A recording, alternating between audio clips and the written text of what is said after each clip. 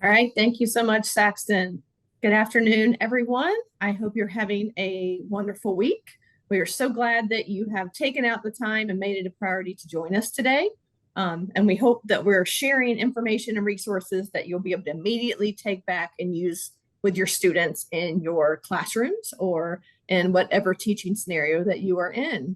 We will start with some introductions to let you know who your speakers are and who you're going to be hanging out with for the next hour or so. And like Saxton said, at any point, add any questions into that chat box, and we will answer them throughout the webinar to make sure, because if you have that question, someone else probably does too. So thank you for joining us, and we will introduce your speakers. My name is Nicole Wilder. I am the Curriculum and Content Development Manager for Open, which is the online physical education network. We are a public service of U.S. Games under that umbrella of Varsity Brands. And you can see on the screen that I've been an educator both in the classroom as an elementary physical education teacher, as well as a state leader of health and physical education at our state Department of Education here in Florida, where I live. I've been a gymnastics coach and judge for many years. I'm a very proud aunt to 7 nieces and nephews, a very large Seminole fan, as you can see from my picture. And you can see my current role that I've been with Open full-time since 2021. And with that, I'm going to pass it over to Charlotte Cronky, who is going to share with us about sport education today. Charlotte? Hi, my name is Charlotte Cronky, and I'm coming to you from North Carolina today. I'm an Open National Trainer since 2016, National Board Certified. I was the National High School Physical Education Teacher of the Year in 2013, and I taught for 32 years. And after our retirement, I currently do professional developments for U.S. Games, BSN Sports, and Open. And really happy to share my passion of the sport education model today and connecting it with the purposeful competition. All right, thank you, Charlotte. We're glad you're here. Thanks for joining us. And now I will pass it over to Mr. John Strong. Hello. Glad some folks made it today. My name's John Strong, and as you can see, I'm an associate professor at Niagara County Community College. We're actually now called SUNY Niagara. You'll see when I present, I've got a shiny new SUNY Niagara shirt that we're all really proud of here. That's in Sanborn, New York, not too far from Niagara Falls, New York, for those of you who don't know. I've been here since 2006. I actually started my teaching career in 1998, started my coaching career in 1996. And in addition to being an associate professor, physical education studies and personal training here at NTRIP, formerly NTRIP, now SUNY Niagara. I'm also our Chief Diversity and Equity Officer. My pronouns are he, him, and his, and I'm an intentional anti-racist. Appreciate your time today. Thank you so much. And as we're going through our agenda, this is very much meant to share information and help you as educators with any tools that you need or any questions you have. So please feel free to let us know any questions, comments, or thoughts that you have as we're moving through. We're going to start with an overview of what Open is, in case anyone is not familiar with Open and the resources that we provide for educators. We're also going to introduce Purposeful Competition as a concept and share with you how we've integrated that in with sport education to the Roundnet module that we have now, and then what will be shared in the next couple of weeks for a basketball season as well. We'll overview what sport education is, and then we'll tour both the Open website and the Believe in You website. As you'll see, there's a lot as we talk about seasons and teams with Purposeful Competition and what we've done with Roundnet and sport education. A lot of what they're doing with some of those, how to be a successful member of a team, and a lot of the 5-day journals and other things that are resources through Believe in You can also contribute to that community building within those seasons, within those physical education classes. So that's what we're going to go through in our time that we have with you today. I want to start up and try to get a little bit just information for you so we can kind of know who our audience is and know what to expect about your current knowledge and skill level with our resources that we have available for you. So at question 1, Are you already a member of Open, and do you already have access to all of Open's free resources? So you can thumbs up or thumbs down. You can also say yes or no in the chat box, whatever you're more comfortable with, just to kind of give us an idea for all of you that have joined us so far today of what your current familiarity is with Open and its resources. Let's see, Joe putting some yeses already. We love to hear that. And obviously we can share some information with those who are not familiar with Open on how to join and have access to the free resources before we close out our webinar today. Thank you, Mr. Hart.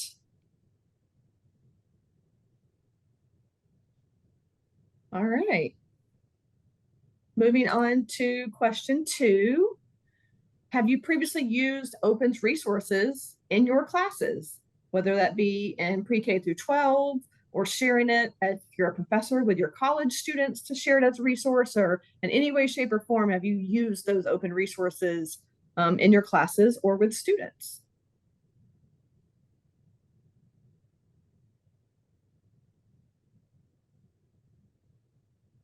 Loving the yeses. And for anyone who's not familiar, we definitely will share that link on how to join.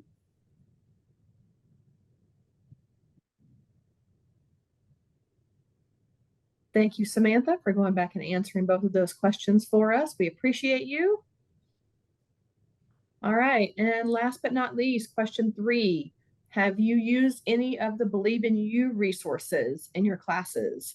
And as these are geared towards not just physical education, but towards any educational setting, hopefully you're at least familiar. And if you weren't already, you are by the time we finish with our webinar today.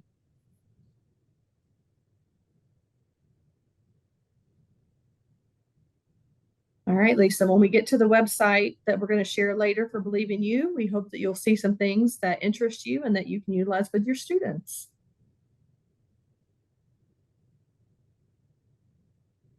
All right. All right, so we're going to start out, as we said in our outline, giving you a little bit of information about what Open is. Open, like I said before, is the online physical education network. We are a collection of physical education, physical activity. We do have some sports resources. We have active schools. There's a variety of categories of resources that we have. You see our hashtag of teachers helping teachers. That Open National Training Team that you see in that logo right there is compiled of either current or former teachers in the classroom setting, with many years of experience in a variety of different aspects and different grade levels and grade spans within physical education. We also have health education teachers that teach both health and physical education as far as what part of their teaching responsibilities. And you can see we launched at the Shape America National Convention in 2015. And since then, we now have over 159,000 plus teachers who have registered to have access and utilize the resources available through Open. We've impacted 79 million students based on those teachers, have 8.5 million downloads, and there's more than 10,000 available completely free resources on the website for you to download and utilize with your students. Probably my favorite thing about Open is the fact that our resources are available both as a PDF and a Word document. So obviously every teacher's classrooms are different. Even as an elementary teacher, I may have had 4 third grade classes in that particular year, but classes 1, 2, and 3, I could do an activity, but class 4 maybe wasn't at a readiness level to try something. So having the ability to take the gist of some of those resources, take the Word doc and make it meet your students' needs and your teaching scenario, I think is one of the most powerful impacts and aspects of what we have available to educators and anyone who's interested as far as what Open is. All right, we're going to move on, and I'm going to pass the torch to Mr. John Strong to start to review and introduce the concept, if you're not familiar, of what purposeful competition is. So passing the torch to you, Mr. Strong. Thank you, Nicole. I appreciate that. So a real quick overview of purposeful competition. Probably take about 10-15 minutes. For those of you who are interested in getting a little bit more in depth, I will be presenting on a larger scale at the Shape America National Convention in Cleveland in a few weeks. Additionally, you can email me after the webinar and I can point you in the direction of more resources. But to get to what we're talking about today, the Purposeful Competition teaching framework, I'd like very much for you to think of Purposeful Competition as a framework more so than an actual curricular model. We're going to hear in a little bit from Charla about sport ed, which is more of a curricular model. The great thing about a teacher framework is that it can fit over top of that model and be utilized in unison with it. So the question obviously is, well, what is purposeful competition, right? Purposeful competition, as the bullet states, is an opportunity to intentionally formalize effective practices, what some of us think of as standard 4 in the national standards. As I stated, I'm in New York State, so we also share that standard 4 in our own New York State standards. An opportunity to define and resolve the contentious competition as partnership or war. So for those of you who are not familiar, Dr. David Light Shields, author of the nomenclature True Competition, identified the fact that we have two mental schemas that are related to our competition. Namely, first, that we could consider our partner, or excuse me, our opponent a partner. In other words, somebody we are collaborating with. Or we could consider our opponent an enemy, right? So this is different because in that enemy thought process, we are going to be really against our opponent, but that's really antithetical to the name competition, right? Competition, in fact, is a Latin word. Com and petre are the two root words of competition. To strive is what petre comes from, and com is with. So when we compete, we're striving with. And so to get back to the essence, to the nature competition, we are going to work to assist our students toward the partnership metaphor rather than that of the enemy or war metaphor.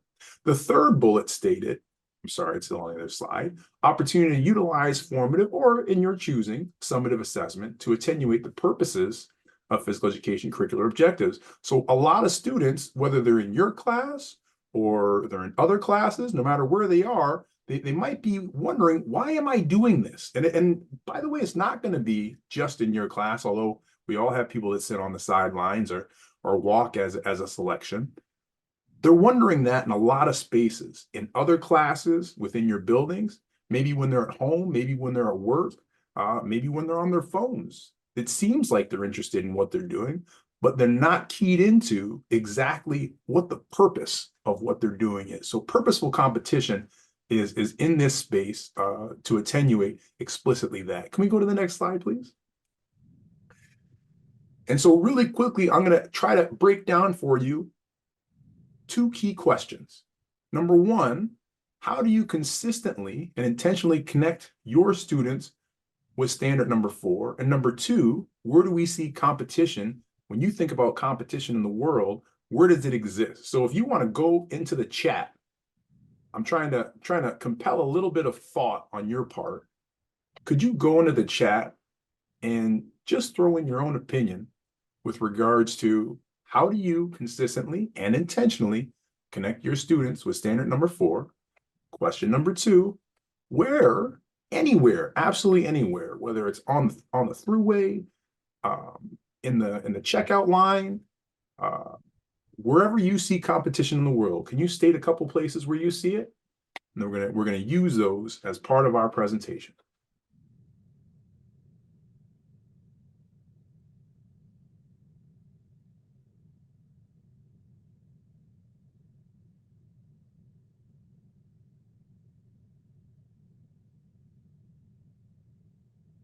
Thanks, Nicole, for posting that information. Appreciate it. Feel like we have some typists that are really really being thoughtful and trying to really dig deep into their bag and figure out, where exactly do I see these things? How exactly do these things manifest? I'm happy to wait. For all you educators out there, we know that this is referred to as thought time, right? And we've got to give appropriate thought time, because our students, they're in these spaces where they got a lot of things coming at them. And if we don't give them the time to think, then they'll start to believe that we don't think they can think, which obviously isn't true. John, if you want to state what you're asking them to write one more time, I've let a few people in that were in the waiting room. So a few people that joined us may not have heard the directions of what you wanted them to add. Got it. So once again, the key questions on the board are, how do you consistently and intentionally connect your students with standard 4, right? So teaching personal and social responsibility. And where do we see competition anywhere in the world, in your society, in your community, in your backyard? Where do we see competition? How does it manifest? Those are the questions at hand.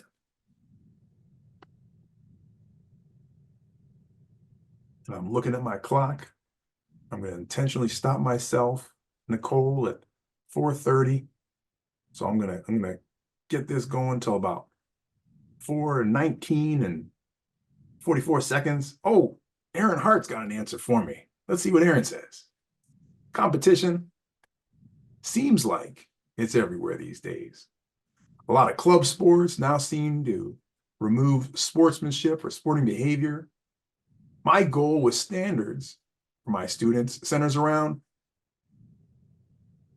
what do we got here? My goal centers around the way we communicate with one another as a teammate or as a competitor.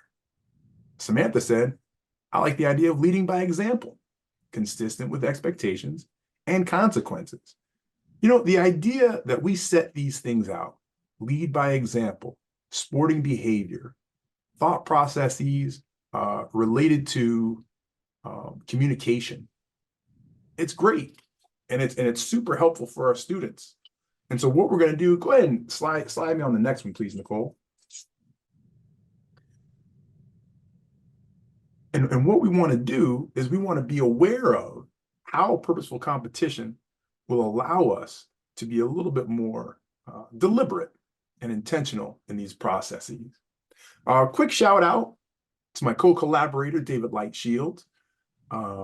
He has since retired from this position that you see, and he's a happy granddad. He's pretty happy about it. I talked to him a little while back, and he's in great spirits. So just wanted to give him a shout out.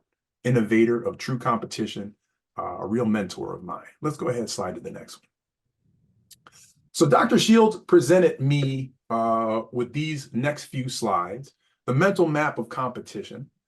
What you'll notice as we think of the deep metaphor of competition through partnership, you're going to see all of these positive pieces when we look at goal orientation, motivation, opponents, rules, officials, process and outcome, emotional tone, interest served, ideal contest.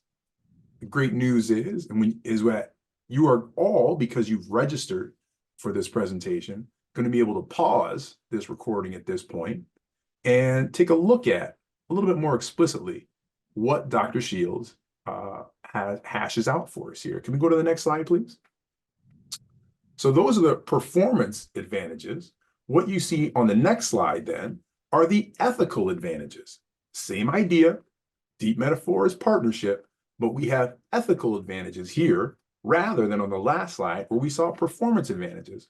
What you should be able to connect is that in both spaces, with regards to both ideologies, we are very much benefiting the interests of not only the student, but the student and their competitors, who they are in community with. All right, let's go ahead and slide to the next one.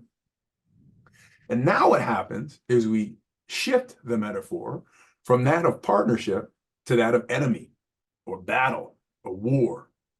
And we see some of these pejorative goals like domination, using the game instead of enjoying the game, enemies, obstacles. Officials are opponents. Outcome focus, negative emotional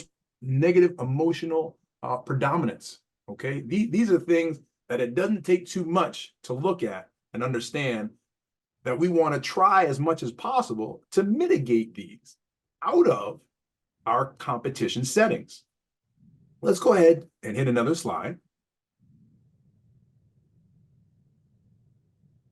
Now, research has shown, according to this slide, that the effects of purposelessness may include self-absorption, depression, addictions, and a variety of psychosomatic ailments. I want you to think about that. When you think of your students and you see this absorption in what they've got going on, or their phones, or the things that are really, not where you need to be in the midst of your class, or even outside of class, so that they're not able to complete assignments on behalf of your class. The thought process for you may be, well, something wrong is going on in their life. There's a suggestion here by Damon, circa 1995, that purposelessness is what's going on in their life. A lack of purpose, a lack of intentional direction and inclusion of the community they're in is potentially what's going on in their lives. Let's go ahead and slide to the next one. Educators can take advantage of mentoring relationships they have with youth. Wow, we're certainly not going to, purport that bumper stickers is the best philosophy in the world. The thought process related to purpose facilitating themes like there are no shortcuts, or keep your eyes on the prize, or dream big, or for the love of the game. These things in collaboration with your even guided hand can become goal-oriented and help students seek their goals with dedication and appreciate how they can contribute to others. Recognize here that purpose is different than meaning. While there are similarities in purpose and meaning, the larger overtone that I want everyone to see is that purpose intentionally works to encapsulate and welcome in the surrounding community, the supporting community, the space within which a student can move from thinking simply about themselves to thinking about the world around them. Can we go to the next slide, please? As we put these ideas together, we provide students with a consistent why in their setting. And as they move from your setting to the next setting to the next setting, what we are trying to do is habit building. The habit of consistently moving through your day, understanding why you are walking down the hall rather than running, why you are practicing a skill in order to improve it for the next skill, for the next class, why you study at night, why you are kind to others with the intention and the expectation that they in turn will be kind to you. As we present this to students, they can begin to connect the dots in an intentional educational atmosphere about the purpose that lies behind physical education. Let's go ahead and hit one more slide. So we've got standards that are going to support these ideals. And if you could, Nicole, just kind of hit these slides one every 5 or 6 seconds, so that when people watch the replay of this presentation, they're able to pause it and they're able to take a look at what these different standards are. I'm going to keep talking, but go ahead and keep moving those slides along until we get to the end of these standards and we're on the Roundnet front-on experience. What I want you to notice about these slides is they have headings. The first heading is that of association of competition with partnership. Now, I already talked about that association, and I hope you understand that at this point. I'm going to move on to the next one. Association of failed attempts with future successes. Boy, I hear a lot of people talking about this in a lot of different venues, not just the sports setting, but a lot of different venues these days. A lot more people are starting to understand that we must fail in order to succeed in the future. As Mandela said, I don't lose, I learn. And if our students could internalize that message, could internalize that practice, boy, they really would have some real opportunity on their hands. The next message I want you to understand is the inclusion of purpose in all relevant activities. And in doing that, what we're able to see then is that everything that I do in my physical education class on down has a reason. And I think that's very meaningful to every member of the population, all of you in the audience as well.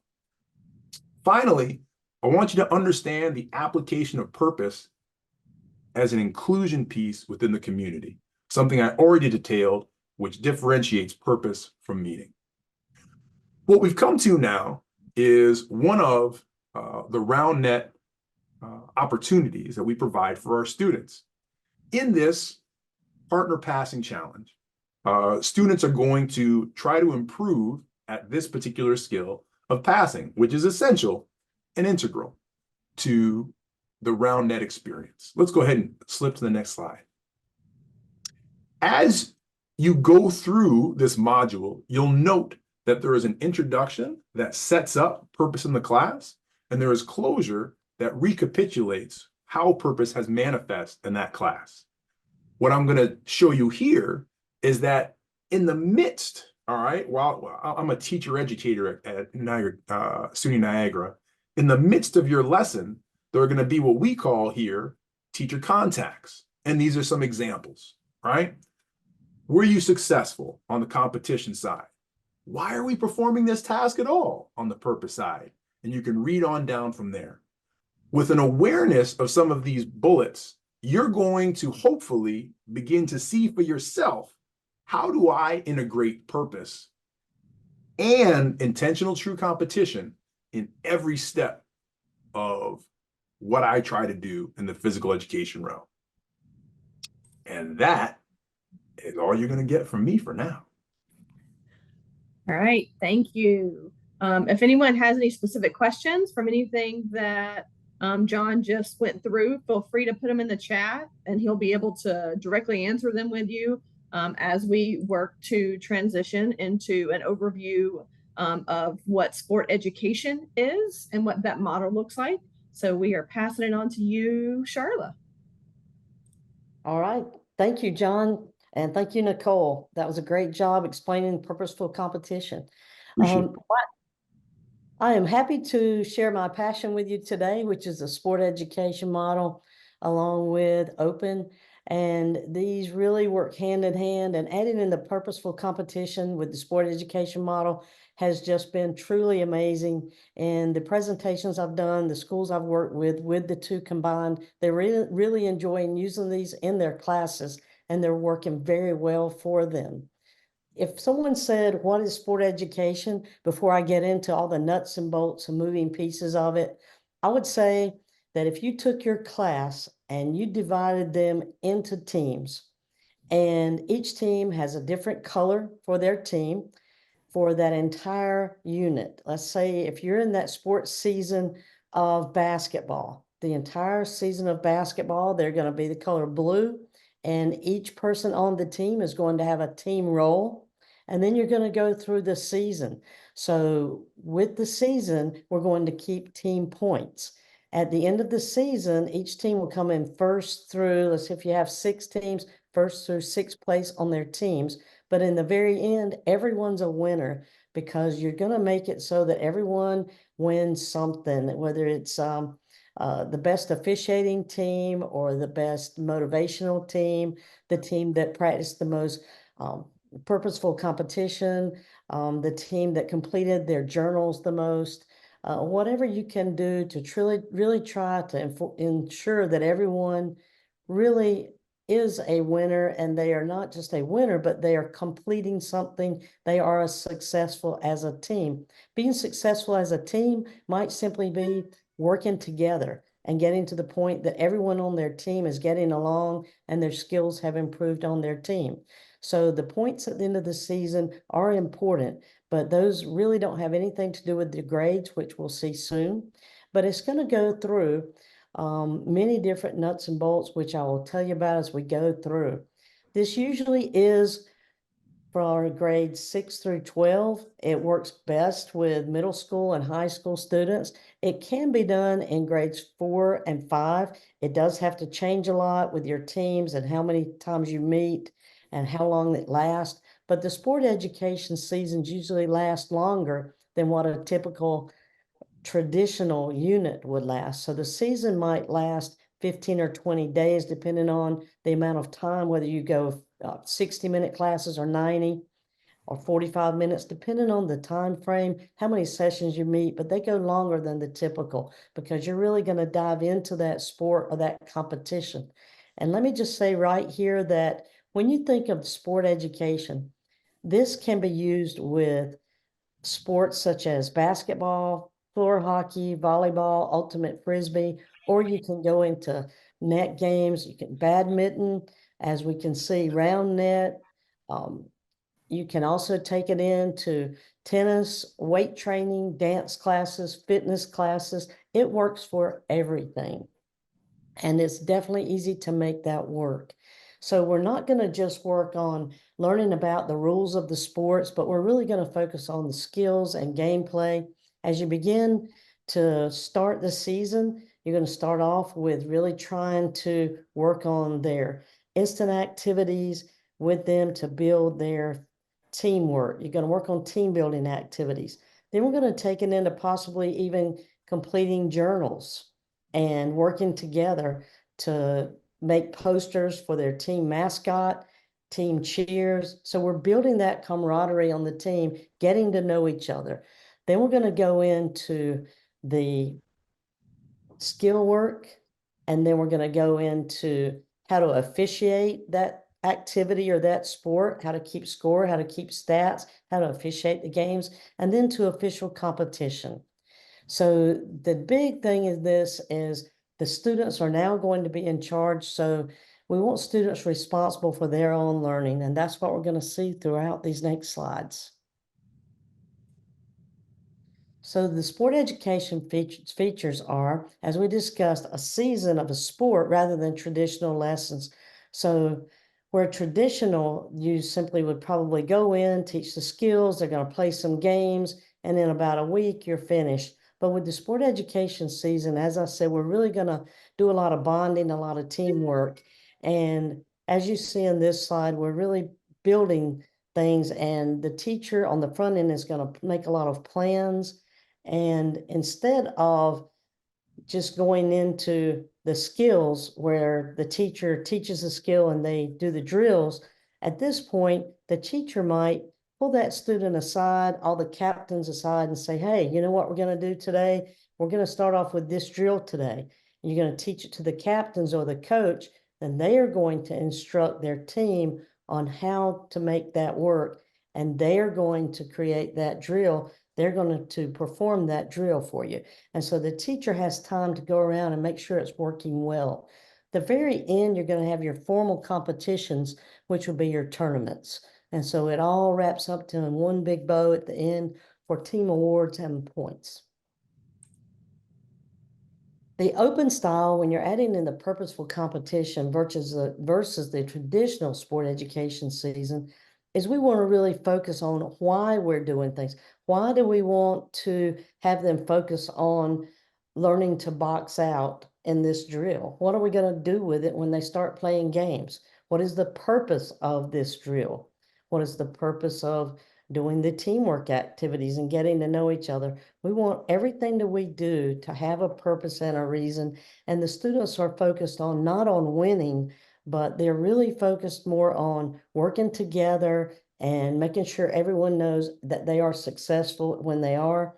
So if I make a good pass to my teammate, hey, nice pass, thanks. And you're really working together, so everything is done for a purpose. And the Roundnet module that is in the high school module and open has everything that you could possibly need. And I'm sure we're going to go through that later, but it is absolutely wonderful. Everything is there for you. And on the maps, you're going to see about the purposeful competition and how that really ties in to every day's lesson, which worked really nice. And thanks again, John Strong, for a lot of the work that he put into that. So the focus areas of sport education model would be your physical activity and maximum participation. One example is I can give you, what I used in a presentation I did this week was, instead of students playing 5-on-5 basketball, a lot of principals don't want to see students playing basketball anymore. You're like, well, but if you do it in the correct way, it really is a great thing to teach and instruct, and it can be done in the right way. So instead of 5-on-5 basketball, let's let them play 4-on-4 so there's more touches on the ball. Everyone plays. So we're going to play a 3-minute game. When we sub, we're going to actually sub in, and the ones that were out, so you had maybe 7 on a team, now those other 3 are going to come in, one's going to stay in, but you want to make sure that everyone on the team is at some point in one of the games that they play is a sub. And I'm sure that every one of the students will tell you if little Johnny has been playing every game. They're going to know it, but you can put on your stat sheet a way to, you have your subs and your teams going in and out, a way to keep up with who's playing and who's not. And now that we're playing 4-on-4, everyone's getting touches on the ball, and the captains at this point, because you're on the same team all season, the athletic player on the team, or the big sports hero, he may not be with his other players, but what his job is going to be now is to purposely teach Sam to be able to, hey, I want you to really play defense on this player over here. I want you to follow him everywhere he goes. Put your hands up. That's what we need from you today. You're going to be a real important part of this game. So the captain or the coach is going to give him a purpose. So where he normally used to step off in the side and not be involved, now he's important. He feels that he's important, or she feels like she's important. And you definitely have them there, and they're participating in the game. So now we're going to get into gameplay.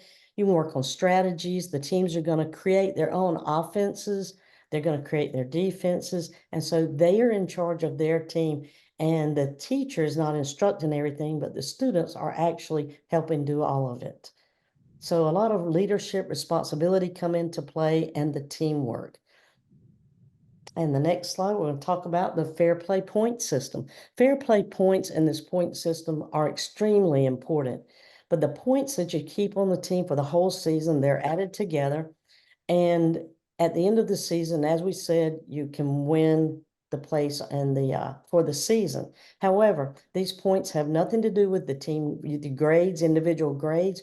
You're still going to do your grading as you would normally, call home if they're not participating properly, but it really works out with the sport education model. They're all going to want to participate. The fair play points are extremely important, because if someone says, way to go, good job, and they're really getting excited about this sport ed season, they're clapping for each other, then you're really going to give plus points for those types of things, plus points for helping another teammate.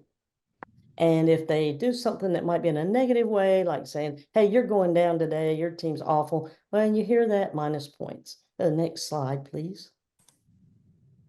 So the changing role of the teachers, as we said, the teacher has a lot on the front end with all the planning, and now the students are going to be in charge with helping create the drills, the offenses, the defenses, and running their class. They're going to officiate, they're going to keep the stats, and they're going to keep their team molded together.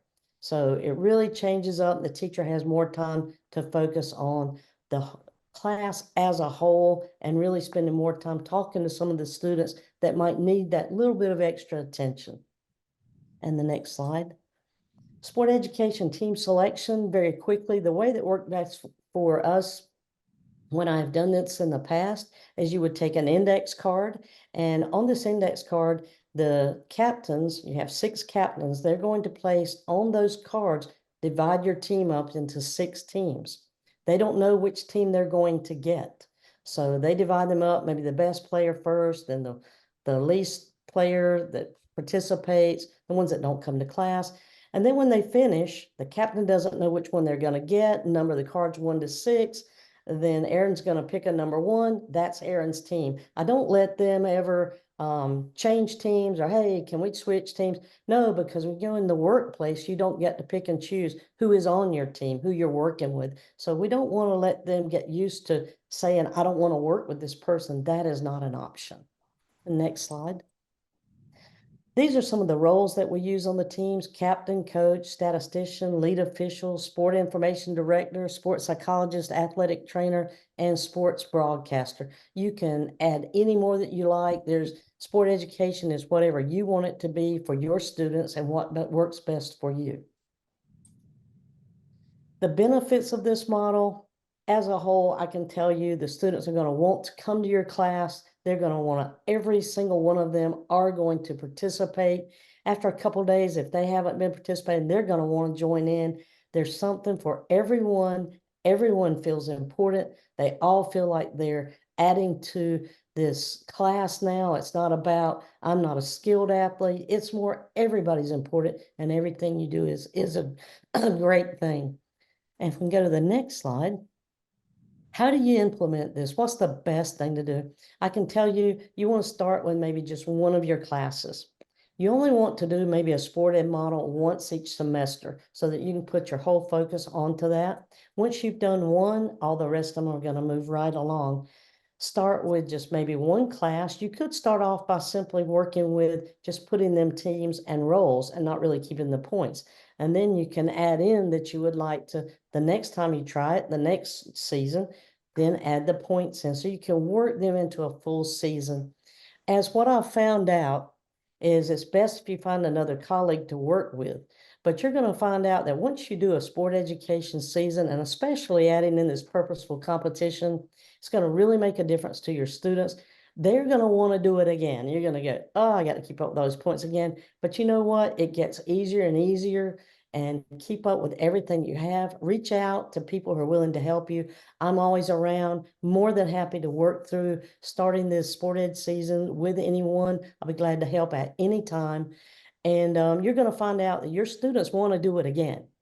And they're going to always want to stay on teams for that whole season. So you change the captains each sports season that you do, or each activity that you change into, have different captains, different roles. And so everyone has a chance to really participate in the way that they choose. So the big thing about this is you choose how you participate. Everyone has to participate, but you choose how you do it. So you feel comfortable, and everyone's pretty much happy with that. And I think that's my time, Nicole.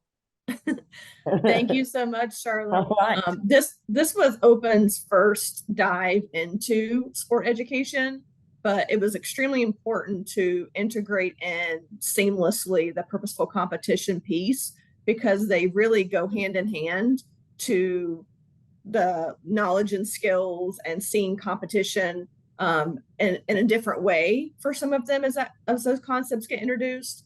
But also, just like us, we don't always like to have someone telling us what to do all the time. And the students really gravitate towards those leadership and responsibility opportunities that are given to them through sport education and that purposeful competition model. I'm going to show you now the actual resources that are available to you from Open and Believe in You. I'm going to show you a couple of things first, and I'm going to show you on the webpage exactly where to click and see how to get to all of the Roundnet resources that are there, as well as the same place where the basketball resources will be added here in the next couple of weeks. One thing that was very different for Purposeful Competition and our sport education season for Roundnet is we included the addition of what we've called a block plan and a lesson map. We traditionally include a block plan with all of our modules, K to 12, no matter what it is, but we've gotten a lot more specificity in these, especially for someone who is their first time ever implementing a sport education season, to really help them navigate what that looks like and what to be prepared for on each of the 15 days of the season. The detailed block plan gives you each of the 15 days of that season, as well as, we're going to show you in just a second, a daily lesson map that goes into more detail for every single bullet that you see on day one on this block plan on the screen. When you get into the lesson map, which you'll see here, it gives you on day one each learning task, any documents that are on the website that you'll need to have for that learning task, and exactly who's responsible for it. Sometimes it's the teacher introducing the concept, especially some of those discussions regarding purposeful competition. And then you're going to see the student roles taking over those learning tasks. the team captains, the athletic trainers, those coaches. You'll really see the specific people who are responsible for each of those learning tasks, and those lesson maps are available for each of the 15 days with so much specificity that even a teacher who's never actually integrated a sport education season in that high school class would easily be able to follow those lesson maps and seamlessly implement it in a way that's going to be meaningful for the students and for the teacher to continue. We know there's things that are logistics that are going to be requirements of you. You still have to issue grades. You still have to be able to have a safe class environment. You still have standards that you have to teach and assess. So doing the sport ed season doesn't take away from any of that from those teacher roles, but it does give you the opportunity to do it in a different way where those students get to have those meaningful leadership roles to implement the lessons, the activities. And you start to see that they have people on their team that they want to help them improve because it impacts their team as a whole. And that purpose piece and that teamwork piece comes into play a lot as the students get to lead each other through the activities in order to improve their overall team performances, as well as their ability to earn those fair play points that Charlotte talked about earlier. These are, I'm going to show you now, a Believe in You resource that we obviously characteristics of a successful team is going to be very much in play when you're going through a sport education season.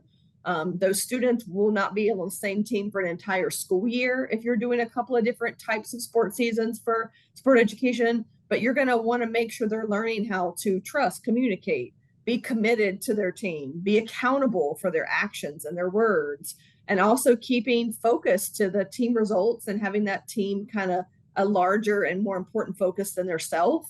So there's a lot of successful team resources that are available through Believe in You.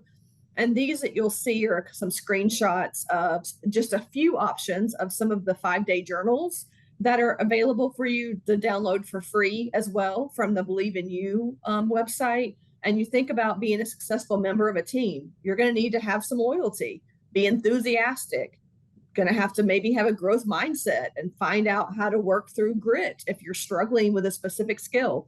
We purposely picked Roundnet as the first content that we introduced sport education because it's not traditionally the type of a unit that you may have the starting center on the basketball team or the starting quarterback on the football team that are in those high school physical education classes. Well, Roundnet levels the playing field a little bit more than some of those other sports that we could have used to introduce this the model of sport education. But we think Roundnet laid the playing field to be able to focus on the concept of that sport education season and those purposeful competition concepts so that everyone's trying to improve and work together as a team, but it's not something that necessarily a majority of students are going to be really expert players at, and they're all learning together. So that was very intentional when we chose Roundnet as that first season of sport education that we provided through Open and those high school resources. Here are the two websites where you're going to find, and I'm going to switch you over to the actual website in just a moment. But these are the two websites where you're going to find all of those free resources that we talked about and gave you a few of those examples of. Open is going to have the active schools, pre-K all the way through grade 12 is where you're going to find those high school modules, and we're going to show you where those are. And then Believe in You is where you're going to find those characteristics of successful teams and those 5-day journals and some additional resources that are available for you as a teacher to use either live during a class or as homework and follow-up and that kind of stuff as well. All right, so I'm gonna